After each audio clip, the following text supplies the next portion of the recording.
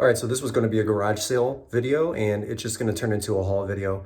The first garage sale I tried to hit today, got there, no one to be found anywhere. Address was correct, date was correct, time was correct, not a single thing there. So I got super frustrated, and I was like, you know what? There's a thrift store right around the corner. Let's just go to that thing, hit it up, see what we can find. And it actually worked out to my benefit. So here's what we found.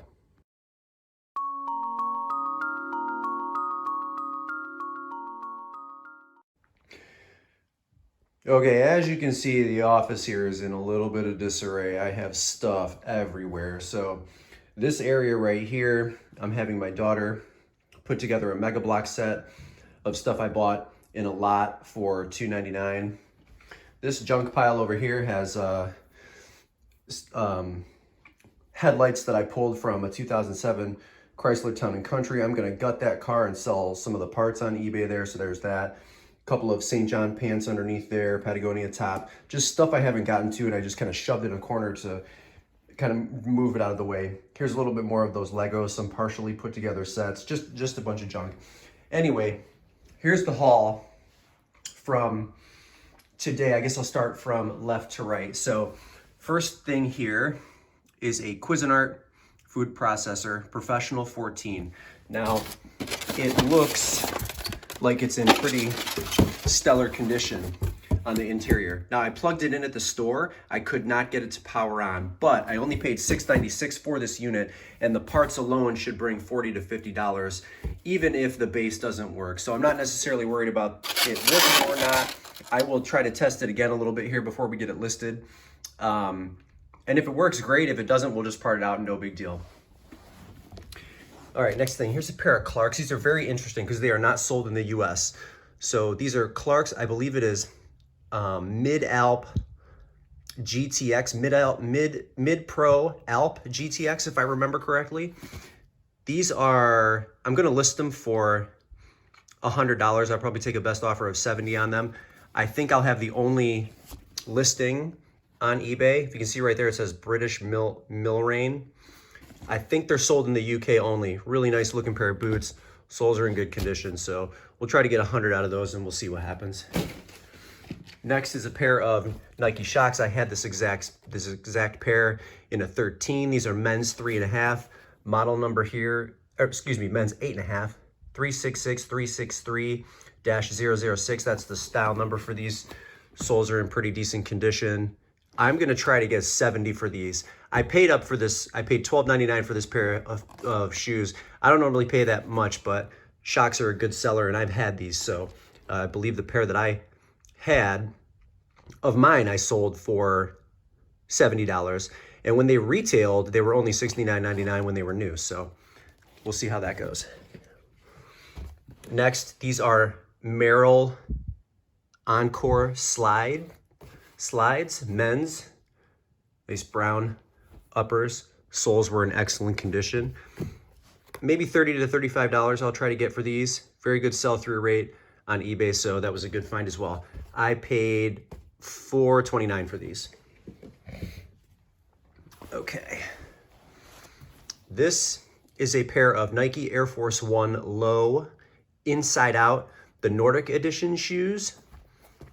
They're in decent condition. They have like rope laces here. The style number for these ones, 312, I don't know if you can see that, 312486. It's kind of buried in there. Soles are in decent enough condition. I think I'm gonna try to get 35 for these. They're not perfect, but they're pretty rare. So, and it's a cool looking shoe. You can see the detail right there. It's pretty neat looking. Looks like a skier, maybe right there. So that's kind of cool. So 35 for those. Next is LL Bean boots in decent condition, size 13s. Soles right here. LL Bean boots sell really well. So if you get them in good condition, always pick them up. Interior looks pretty good. Leather looks nice. I feel like I might try to get 50 for these, and we'll flip best offer around and see how we do. Next, Harry Potter VHS. It's sealed. As you can see, I only paid $1 for it. I'm gonna add this to one of my VCRs just to make the VCR listing a little bit more appealing. So I picked that up, figured it would be nice to add to one of those listings, and just, I don't know, it might set me apart from someone who's just selling the VCR or maybe just selling the VCR and the remote. I'm gonna start adding movies to it when I can, just to enhance the listings a little bit there. So, okay. Next, these are track and field shoes from Asics. The list to sell ratio is excellent for these. I forget what the name of them is. The style number here for these Asics is GN812, and these are a size 11. I feel like I might try to get 30, 35 for these as well, but black and gold with like a gray mesh upper and a Velcro, although I won't use Velcro in the listing. Little hook and loop fasteners here to to hold the laces together while you're performing, and a pretty rare shoe. So that was an interesting find here. They're in decent enough condition, and the soles have some wear on it, but I feel like they're still a popular enough style that I'll be able to get the price I'm looking for. Okay. Next, I know you guys have seen me do these in videos before. This is a 2-inch Remington wet to straight flat iron curler. Again, always a little bit of wear here on the buttons, which never really matters because these sell so well. The flat irons, they look good. The faces look good here. It powered up. It works fine. It gets hot fast. I'm gonna try to get 30 for this, and I paid $1.91. I paid $4.99 for this particular unit. Okay, now this right here is a vintage Clairol True to Light model 5678 mirror, and the model number is, you can see it right there, LM-8. These are good sellers. I'm gonna try to get 30, maybe 35 for this. I paid $2.92 for it. Keep your eye out for these old day-night mirrors. They sell very, very well. So like I said, probably 30 to 35 for that, and I'll be happy. It works. I've already tested it. It's in good condition, and it was clean, so good find there. Next, and you can see the price on there, $1.91, a vintage OMatic. This, even though the box is destroyed, looks brand new on the interior. So I'm gonna sell it pre-owned, but I'm gonna disclose that I don't think this thing was ever used. So you can see the plastic bag still around it. I've pulled it out already and photographed it. It's in really, it's pristine condition. Like I said, I don't think the thing was ever used. Let me see if I can get you a better picture of it. I know I'm moving around, so it makes it a little bit challenging. That's what it looks like on the interior. Pristine, doesn't look like it was ever used. Paid $1.91 for this. I'm gonna try to get $40 for this. Maybe take a best offer of 30. Okay, this is an Epson PictureMate power adapter, model A251B. There's nothing special about this. I paid 99 cents for it, and I'm gonna try to get in between $10 and $15 for this. Next one, I don't know if you can see this here. That is a Nintendo adapter, the original adapter. NES-002 is the model number here. Nothing special here, paid 99 cents. I'll probably get 10 bucks for it. Get that listed there. And then this Farberware Perfect Heat adapter in good condition. Looks like it's in relatively decent shape. I'm gonna try to get, I'm gonna say maybe $20 to $30 for this. These are in pretty high demand, and I'll put some recent sales here up on the screen. But this is an in-demand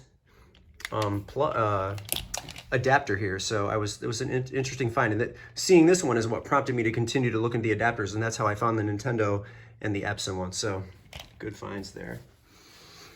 All right, what else do we have here? I think this is the last one. So you can see inside this box is a Keurig K400.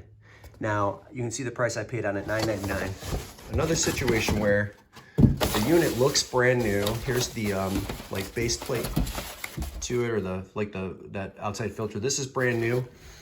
Now, when I looked in the store, let's see if I can pull the unit out here without destroying it. Okay. If you look here,